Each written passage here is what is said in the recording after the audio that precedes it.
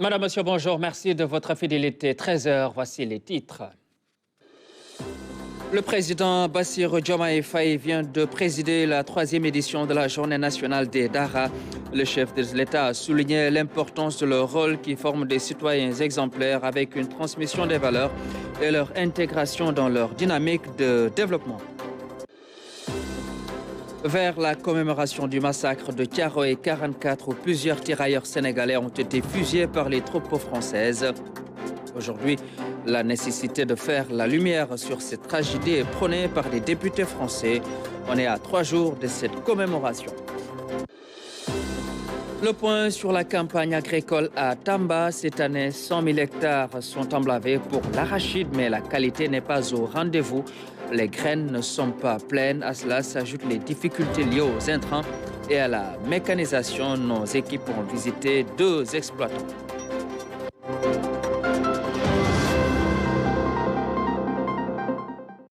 Bonjour et bienvenue. Le président de la République, son Excellence, M. Bassirou Diomaye Faye, vient de présider la 3e édition de la Journée nationale des Dara en communion avec les chefs religieux, les maîtres coraniques et les apprenants. Le chef de l'État a souligné le rôle important et profond des Dara dans la société et pour cela, le gouvernement va les accompagner, notamment dans leur modernisation, non sans rappeler l'épineuse question de la mendicité qui pose un problème et qu'il va falloir prendre en charge. Nous écoutons le président de la République, son Excellence, M. Bassirou Diomaye Faye. Cette journée traduit notre volonté collective de rendre hommage à ces établissements qui ne sont pas seulement des lieux de transmission du savoir religieux, mais aussi des sanctuaires où se forge l'âme de notre nation. Nous nous engageons solennellement à soutenir leur modernisation et à intégrer pleinement et entièrement les Dara dans le système éducatif sénégalais, tout en préservant leur singularité et leur richesse intrinsèque. Mesdames, Messieurs, si les Dara rayonnent par la noblesse de leur mission, c'est grâce en grande partie à celles et ceux qui les portent au quotidien. Je tiens à saluer ici avec déférence la déférence qui s'impose, les Borom Dara, ces éducateurs hors pair, véritables artisans du savoir et de la vertu. Par leur dévouement, souvent dans des conditions difficiles, ils inculquent aux jeunes générations des principes de foi, de discipline, de respect, d'humilité qui constituent le socle de leur épanouissement. À leur côté, le phénomène de la mendicité forcée des enfants, hélas trop souvent visible dans nos rues, constitue une déviance qu'il faut corriger par rapport à l'esprit originel des Dara. Ces pratiques qui n'ont rien à voir avec l'essence même de ces institutions doivent être revues. Il est de notre devoir collectif donc d'agir pour que chaque enfant inscrit dans un Dara puisse apprendre et s'épanouir dans la dignité.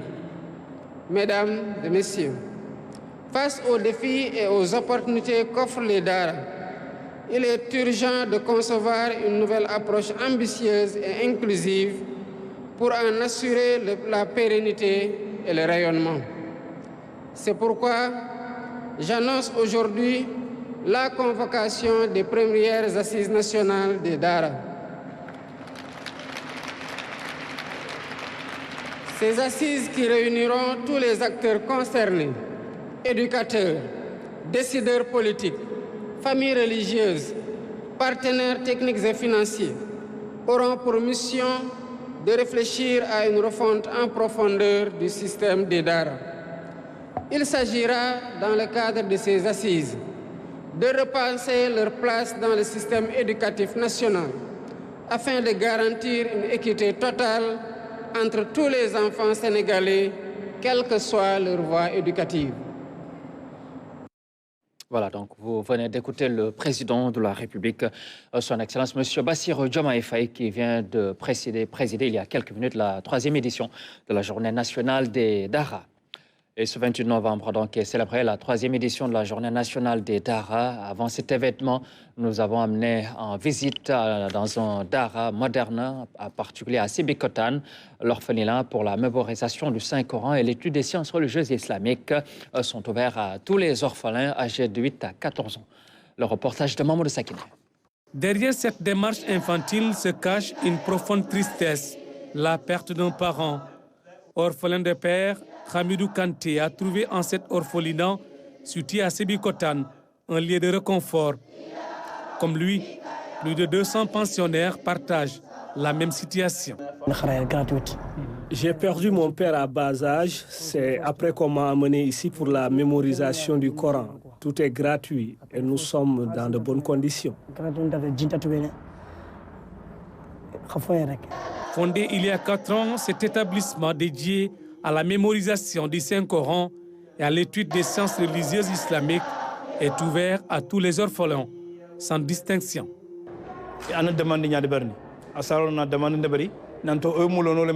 Pour intégrer l'orphelinat, il faut adresser une demande à la direction avec un extrait de naissance et le certificat de décès du parent. L'enfant doit être âgé entre 8 et 14 ans. Nous dépensons près de 7 millions de francs CFA par mois pour les charges.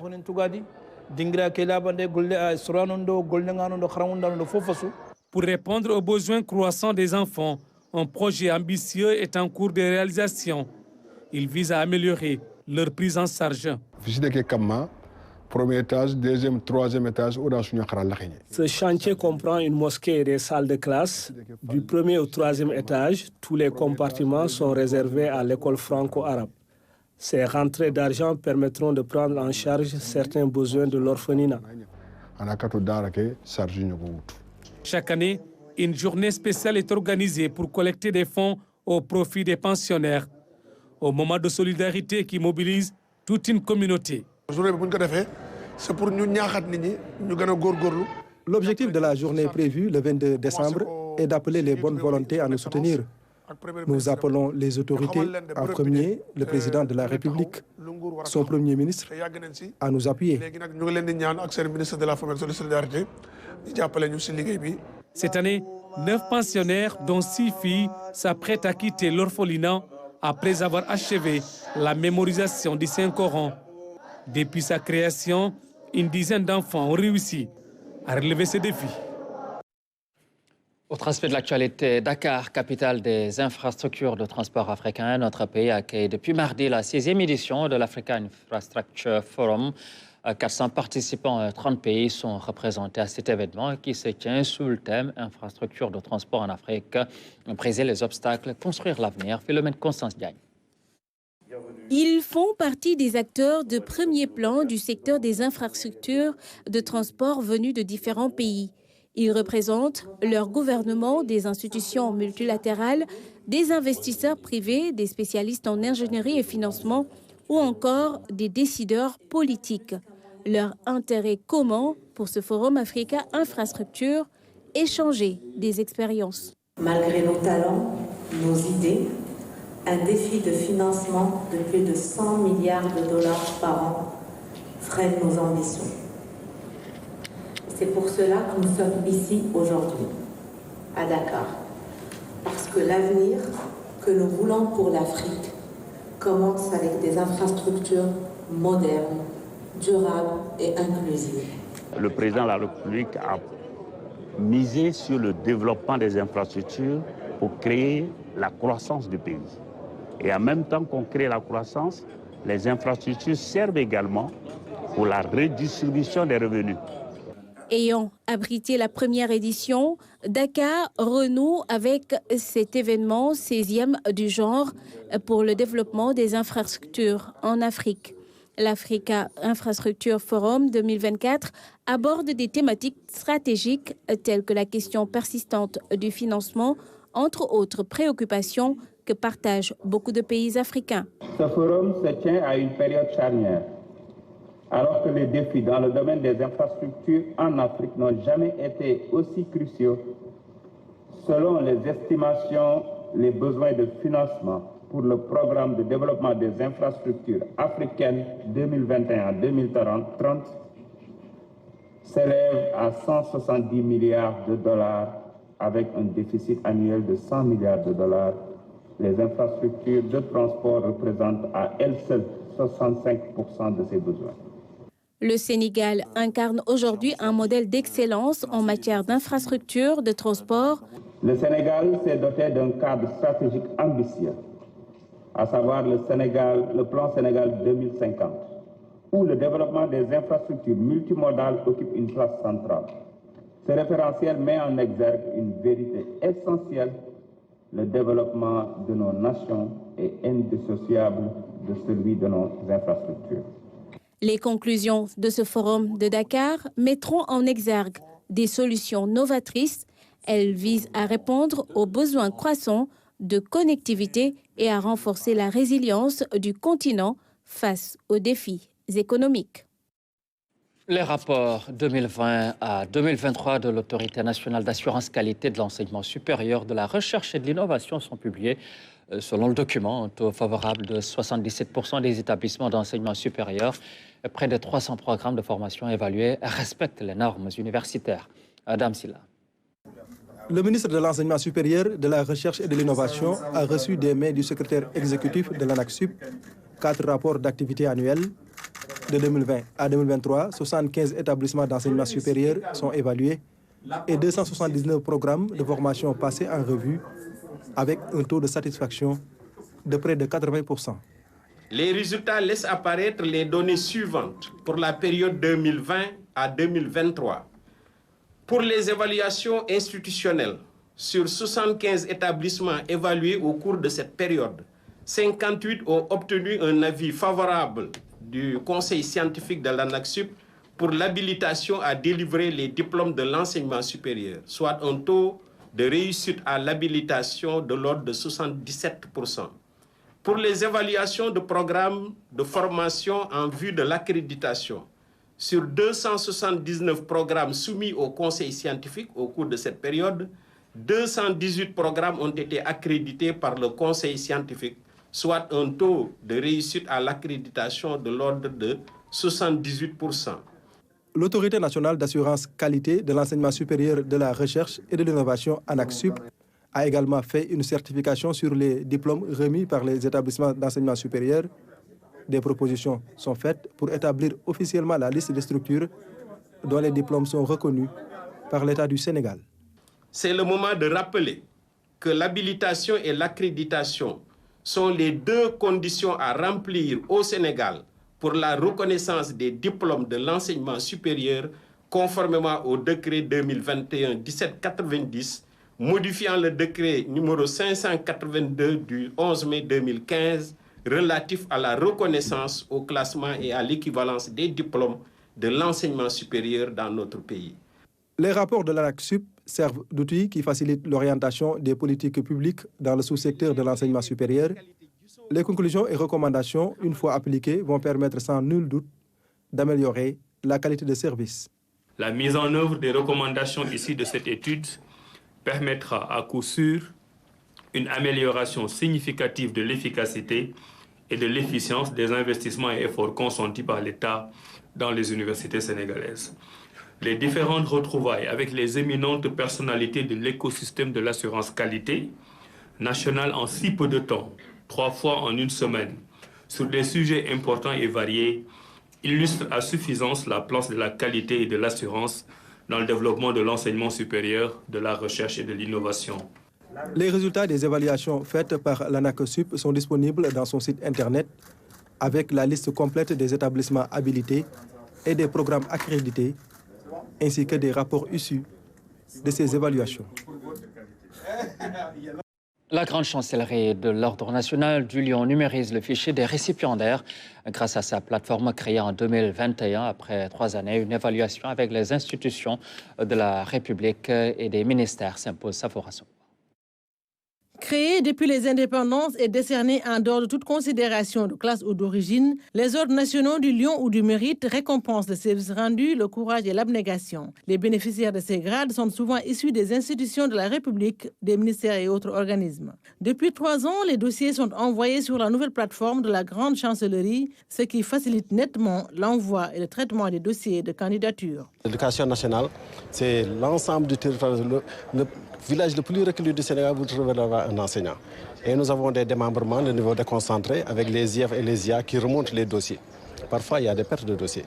Mais avec les plateformes, ça nous a permis d'avoir à temps réel les propositions que nous envoyons au niveau de la grande chancellerie. Cette plateforme nous permet, pour nous qui sommes à l'extérieur, d'avoir accès à toutes les informations dont on a besoin concernant le personnel, surtout des forces armées. Cette plateforme offre beaucoup de possibilités. Par exemple, aujourd'hui, on peut avoir accès aux informations concernant le personnel des forces armées, aux informations à tout moment et à temps réel. Grâce à l'avancée de la technologie, les fonctionnaires qui exercent dans les coins les plus reculés du pays auront la chance d'être récompensés par la plus haute autorité.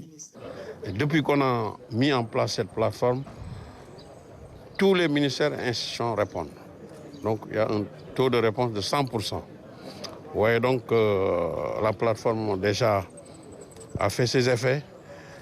Et il nous fallait donc aujourd'hui, pour cette journée, en faire l'évaluation pour améliorer le système. Ces agents des ministères et membres de la grande chancellerie vont faire une évaluation exhaustive de ces 3 années d'expérience. Ils en cerneront les difficultés rencontrées. Dans le cadre de la nouvelle vision pour la jeunesse en Afrique de l'Ouest, la CEDEAO a organisé les Assises nationales de la jeunesse sénégalaise, un cadre d'échange visant à identifier les priorités et les solutions pour une meilleure implication des jeunes dans le développement des régions. Le chômage, l'immigration clandestine et les défis environnementaux étaient au cœur des débats. Victorine Chomban. Dans une salle vibrante d'énergie et d'espoir, les Assises nationales de la jeunesse ont rassemblé un public varié et enthousiaste. Jeunes leaders, représentants d'organisations de la société civile, membres du gouvernement sénégalais et partenaires techniques se sont retrouvés sous le thème « Engager la CEDEAO pour une nouvelle vision sur la jeunesse ». Les jeunes sont un moteur de l'innovation, de la croissance économique et pour un avenir inclusif où les droits et les choix de tous sont respectés. Vous pouvez compter sur nous, à UNFPA, dans le travail sur la jeunesse dans l'espace CEDEAO. Ce forum illustre l'importance accordée à des échanges dans un contexte où la jeunesse représente à la fois un défi et un moteur de développement de la sous-région. Vous les jeunes, vous éprouvez de grandes incertitudes, les mettant en décalage avec les structures sociales et politiques. Et c'est dans ce contexte que la CEDEAO a engagé des forats nationaux de la jeunesse pour aborder et comprendre le malaise des jeunes. L'objectif principal de cet événement est d'engager les jeunes dans les décisions sur les défis et les perspectives pour leur avenir, notamment en matière d'emploi et de développement durable. Les formations au niveau du Sénégal, qu'ils soient adaptés aussi au marché du travail. Il y a des gens qui ont étudié, mais l'expérience n'est pas adéquate avec la réalité du marché de l'emploi. Puisque c'est nous qui vivons les problèmes, c'est nous seuls qui pouvons peut-être en parler, donc de manière très crue et de pouvoir en apporter les solutions. Ce forum a été l'occasion pour les jeunes, les acteurs du secteur privé et les décideurs publics de partager des solutions concrètes et de réfléchir collectivement à un avenir plus inclusif. Il y a 80 ans, le massacre de Thiaroye, le 1er décembre 1944, plusieurs tirailleurs sénégalais étaient donc fusillés par des troupes françaises. 8 décennies après, le souvenir est toujours vivace. Lamine Fall. Champ de repos militaire de Thiaroye, un calme de cimetière y règne. Des tirailleurs sénégalais plongés dans un profond sommeil. Leur seul tort, prétendre à un droit après une mission bien accomplie. Le 1er décembre, des tirailleurs sénégalais qui avaient quitté Morlaix sont venus après la guerre, ont été mobilisés pour retourner dans leur pays respectif après la guerre. Ils réclamaient leur but. Et au retour, ici, en débarquant également à Dakar, avant de regagner les pays respectifs, ils ont relancé cette demande. Et c'est à la suite maintenant qu'ils ont été massacrés, d'après la version officielle, parce que simplement ils réclamaient ce qui leur était dû.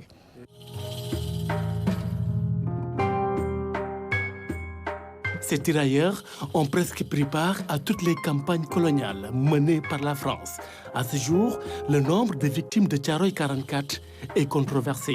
À l'époque, on a dit qu'il y en avait une trentaine. Je rappelle que M. Hollande en a déclaré 70 ou à peu près. Qu'on compare les chiffres, le départ de Morlaix et l'arrivée à Dakar, et qu'on soustrait les 300 ou 400 qui seraient descendus à Casablanca, qui est une fable incroyable, il y a raison de penser que s'il y a 200 tombes ici, il en manque une centaine. Il devrait y avoir 300 tombes. Plusieurs versions existent.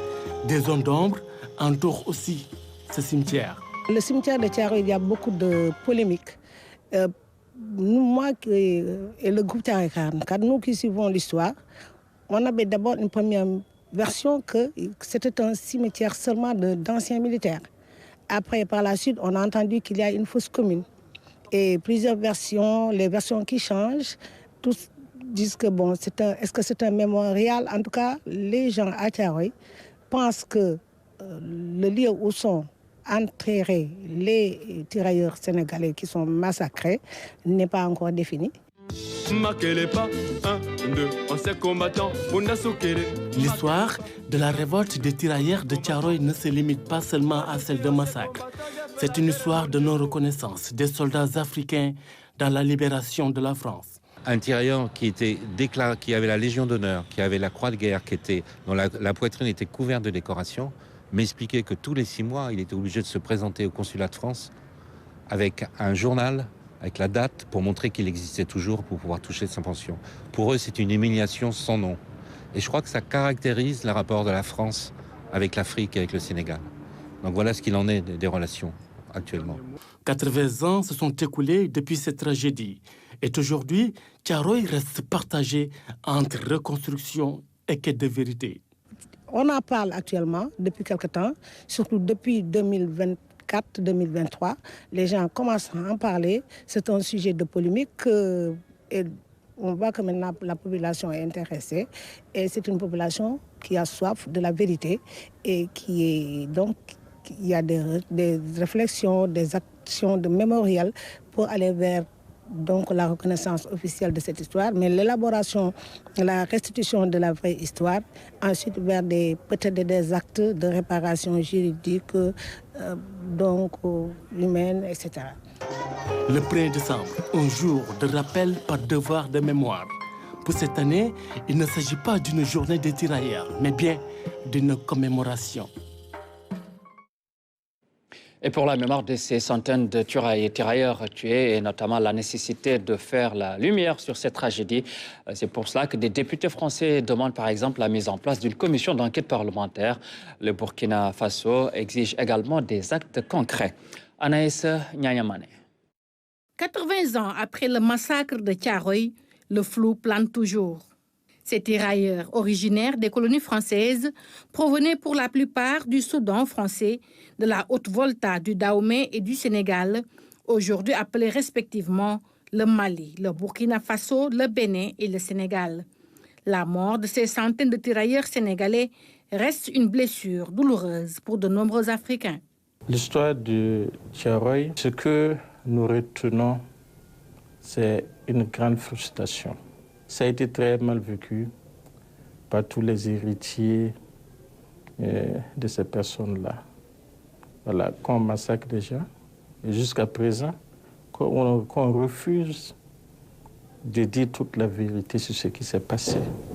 Qu'on refuse à ce que les sépultures, là où ils ont été enterrés, soient clairement identifiées et données aux parents. Plusieurs pays ont été invités à la cérémonie de commémoration en hommage à ces vaillants disparus, un geste salué par l'ambassadeur du Burkina Faso au Sénégal. Remémorer tous ces faits-là au niveau du Sénégal, c'est une excellente chose. Et nous partageons cette manière de voir les choses. Et le Burkina sera présent. Nous espérons qu'au-delà de l'acte symbolique du 1er décembre prochain, que des actes et des faits concrets seront posés pour que, enfin, la vérité historique si ces événements-là soient connus. Cette répression commise par les troupes coloniales constitue une marque indélébile dans la mémoire des Africains, descendants des anciennes colonies. Ils attendent encore des actes concrets pour reconnaître pleinement le massacre de Thiaroye de 1944. Voilà donc pour les préparatifs à 3 jours de la commémoration du massacre de Thiaroye 1944. Autre aspect de l'actualité, la RTS accompagne Coumba Gawlo Seck pour ses 40 ans de carrière musicale. Les deux parties ont signé une convention de partenariat. Les manifestations prévues dans le cadre donc, de cet anniversaire seront couvertes par la télévision nationale, notamment le grand concert Seydina Alioune Fall.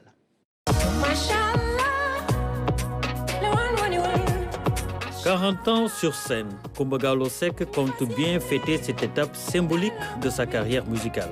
Pour l'accompagner dans ses activités, notamment la retransmission du méga-concert, la diva a choisi la RTS. J'ai grandi dans cette maison et j'ai démarré aussi ma carrière avec la RTS à l'époque, avec la promo qui se faisait à travers des émissions comme Feu Maguette Wade, Paix à son âme, Ambroise Gomis avec Midi Première, Khalil Gueye avec Jazz Plus et tant d'autres émissions. Et donc, naturellement, pour moi, c'était une manière de rendre cette reconnaissance et cette générosité que la RTS m'a toujours donnée, mais m'a toujours soutenue lors de mes moments difficiles.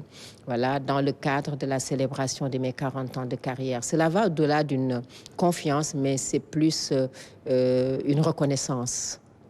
La convention de partenariat a été paraphée avec le DG de l'audiovisuel public, Pape Alé Niang, en présence de ses collaborateurs. Coumba Gawlo est une artiste hors pair qui a marqué de son empreinte la scène musicale sénégalaise.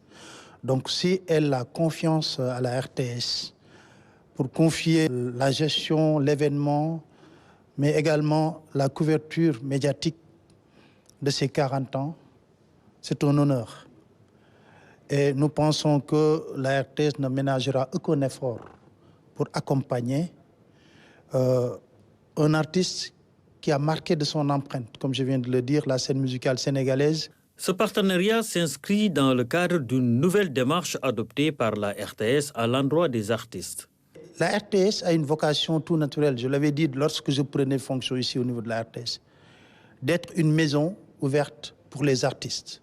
Nous voulons faire revenir tous les artistes ici au niveau de cette maison, mais également les mettre dans les meilleures conditions possibles. La diva Coumba Gawlo Seck a joui d'une notoriété internationale. Elle a su représenter dignement le Sénégal et fait partie des rares artistes sénégalais qui ont obtenu un disque d'or. Voilà donc l'artiste Coumba Gawlo Seck qui a été reçu par le directeur général de la RTS, M. Pape Alé Niang, à l'occasion donc des festivités de ses 40 ans de carrière. Les échos de la Biennale de l'art africain contemporain focus ce matin sur le pavillon Sénégal de ce 15e Dakar. Et pour cette édition, ils sont 16 artistes sélectionnés entre photographie, peinture et sculpture. Les œuvres exposées témoignent de la créativité de nos artistes. Oumou Kalsoum Sall. Pour sa première exposition, Tidiane Oumarba intègre le cercle restreint de la sélection officielle de cette 15e Biennale. Le photographe graphiste nous plonge dans la ferveur du mois de Ramadan tel que vécu par les Baye Fall. Pourquoi ce reportage? Parce que je veux mettre en lumière le lien qu'il y a entre le travail et le don de soi pour sa communauté, la foi et la récompense divine. Au milieu de ces réalisations aux expressions gaies, des sculptures, Gabriel Malou met en valeur des objets témoins de l'évolution de l'homme. Zawek ou l'éveil, thème de cette 15e biennale, entend lier le passé et l'avenir.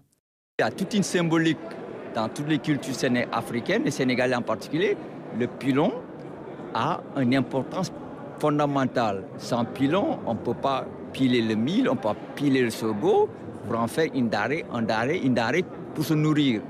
Donc il y a le pagne tissé, qui a un symbole qui, par exemple, dans la culture mankagne, qui est mon ethnie, et même africaine, c'est le premier matériau qui t'accueille quand tu viens au monde, et ce même pagne qui, quand tu vas quitter le monde, c'est ce pagne-là qui va l'accompagner pour dire que la vie, elle est très importante et que nous devons en prendre soin. Le pavillon Sénégal, c'est le savoir-faire de 16 artistes. Une exposition marquée surtout par un décloisonnement des techniques d'expression. Comme par exemple, il existe des anciens stylistes qui ont fait ces genres de sculptures. Pour moi, c'est de la sculpture, mais avec du tissu.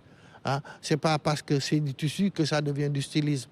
Donc, le tissu peut faire une sculpture, comme une sculpture peut faire du fer, du bois, ainsi de suite, ainsi de suite. Et donc, ce qui est important, c'est ce décloisonnement. Bien que ces œuvres soient d'artistes différents, l'œil averti y voit une belle harmonie. Il y a toute une forme d'échange entre les artistes et c'est pourquoi ça devient un truc d'ensemble.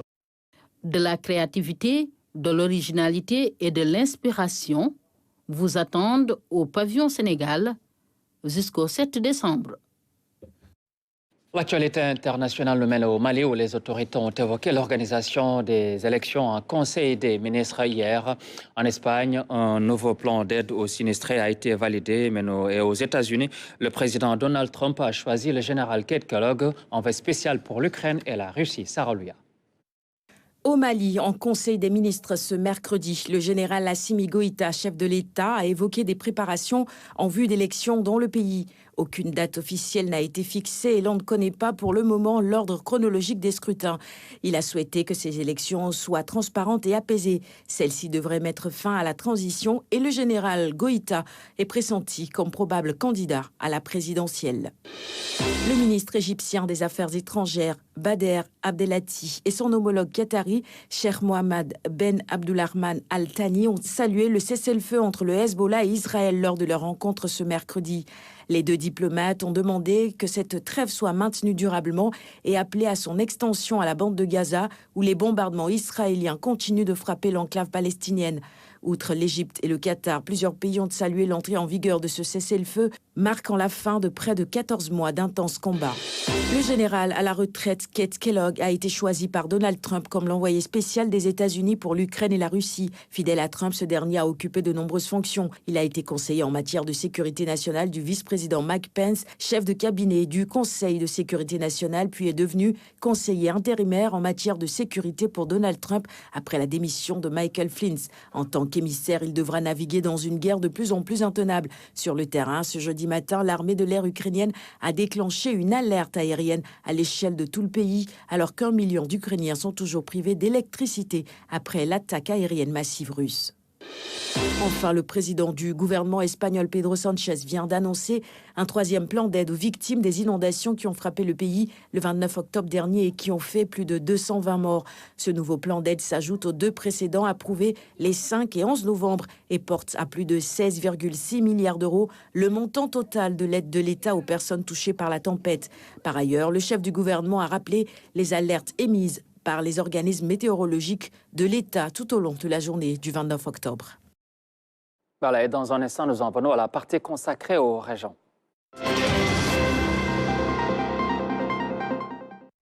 Et pour ce journal des régions, nous allons à Tamba faire le point sur la campagne agricole avec les producteurs locaux qui ont emblavé cette année plus de 100 000 hectares pour l'arachide. Mais malgré tous ces efforts consentis, les rendements ne sont pas au rendez-vous, les graines ne sont pas pleines, l'accès est difficile aux intrants et au matériel agricole s'ajoute donc à ce problème. Nos équipes étaient à Ndindi Toben et à Toubandindi, Claire Diop, RTS 3 Tamba. À quelques 180 km de Tambacounda, Ndindi Toben, dans la commune de Payar, arrondissement de Koutiaba, dans le département de Koumpentoum. Dans le village, El Hadj Modou Top exploite quelques 370 hectares de terre. Dans ces parcelles, différentes spéculations, dont 200 hectares d'arachides. Depuis quelques jours, le producteur passe ses journées au champ. Normal, l'heure est à la récolte. Je suis en train de récolter comme vous pouvez le voir. Mais nous n'avons pas de bon rendement. Les feuilles ont bien poussé, mais les graines d'arachide sont quasiment vides. Pour le mil et le maïs, ça va un peu. Et pourtant, le départ était bon, les graines ont bien poussé, mais les fleurs n'ont pas été à la hauteur des attentes. Le producteur a eu des difficultés pour avoir de l'engrais en temps voulu. J'ai eu beaucoup de difficultés pour avoir de l'engrais. J'ai même fait 3 jours de prison à cause de cela. J'avais acheté des sacs à 25 000 francs CFA l'unité et en cours de chemin, j'ai été arrêté par la gendarmerie. Parce qu'apparemment, c'est interdit par la loi. C'est après que le DERDER a fait des démarches. L'autre difficulté aussi, c'est les lenteurs et la disponibilité des semences certifiées. Après Touba Ndindi, cap sur Darussalam 2 dans la commune de Ndam à 150 km de Tomba. Ici, nous trouvons Insa Gueye. La cinquantaine révolue, l'homme est un immigré de retour. Cette année, il a emblavé 100 hectares d'arachides. Lui aussi a eu des difficultés pour avoir de l'engrais. Le prix du kilogramme au producteur, fixé à 305 francs, ne satisfait pas le producteur. Je m'attendais au minimum 400, voire 500 francs CFA le kilogramme. Vous savez, le travail est pénible, c'est beaucoup de dépenses. 1 kilogramme d'oignons coûte plus cher, vous voyez. L'État doit encore faire plus d'efforts. Pour le problème des exportations, si l'État propose un prix intéressant, on n'aura pas besoin de vendre aux étrangers. Tambacounda, une région agricole qui compte beaucoup d'agri-djambars engagés pour le développement du secteur. Cependant, l'accès difficile aux intrants et matériels agricoles fait défaut pour exploiter l'énorme potentialité existante. On a constaté qu'il y a un regain d'intérêt au niveau du secteur de l'agriculture. Et surtout cette année, ce que les gens ont le plus apprécié, c'est le déroulement de la campagne. Parce que cette année, on a eu l'avantage de disposer les intrants à temps, en particulier les semences et les engrais. Et tout le monde a salué cette innovation. Maintenant, ce qui reste, c'est que poursuivre et que prochainement mettre les engrais très tôt et allouer un quota spécial aux gros producteurs. Cette année, des performances avaient été faites quant à l'organisation de la campagne. À Tomba, les surfaces emblavées pour l'arachide sont estimées à environ 100 975 hectares. Pour les premières semis, les rendements tournent autour d'1 tonne à l'hectare et parfois même moins par endroit. Pour les deuxièmes et troisièmes semis, pas de résultats satisfaisants. Sur le terrain, l'évaluation suit toujours son cours. L'initiative pour une économie verte, inclusive et des financements verts accessibles aux femmes au Sénégal se déploie à Kaolack. Une session de renforcement des capacités des femmes entrepreneuses s'est tenue notamment dans la capitale du Saloum, une initiative du ministère de l'Environnement et de la Transition écologique en collaboration avec ONU Femmes. Salou Sek. Elles viennent des communes de Gandiaye et de Kone. Ces femmes qui évoluent dans le traitement des déchets plastiques peuvent bénéficier des financements verts. Le potentiel est réel en matière de financement vert pour la région de Kaolack, parce qu'au-delà de ce ramassage et de ce traitement des ordures en plastique, on peut également, à travers les centres de valorisation et de traitement des déchets qui existent ici dans la région de Kaolack, développer à travers la technique du compostage, la production de fumure organique qui participera certainement à une agriculture durable. Au-delà également, il y a ce qu'on appelle aujourd'hui les habitats verts. Ce sont des habitats qui sont très adaptés aux extrêmes variabilités en matière de température. Le changement climatique est peut-être le défi plus grand que nous confrontons aujourd'hui. Et l'Irlande est fière de donner tout le soutien possible aux femmes sénégalaises qui travaillent pour améliorer leurs conditions. Dans ce projet, le ministère en charge de l'environnement est accompagné par ONU Femmes. Avec un accompagnement des formations sur l'inclusion financière et l'entrepreneuriat vert, mais d'autre part aussi, nous comptons travailler avec les institutions financières et les fonds du gouvernement pour que ce dernier puisse vraiment être plus adapté aux besoins en financement des femmes entrepreneurs. L'objectif du projet est d'accélérer la participation des femmes à l'économie verte au Sénégal et à terme, elles seront 600 bénéficiaires à avoir accès au financement vert. Voilà, mesdames et messieurs, merci à vous tous de votre attention. C'est la fin de ce journal. Merci à toute l'équipe de coordination qui a préparé l'édition de ce matin. Mais dans un instant, Aminata Mbengefal sera là pour la version Wolof. Bonne journée.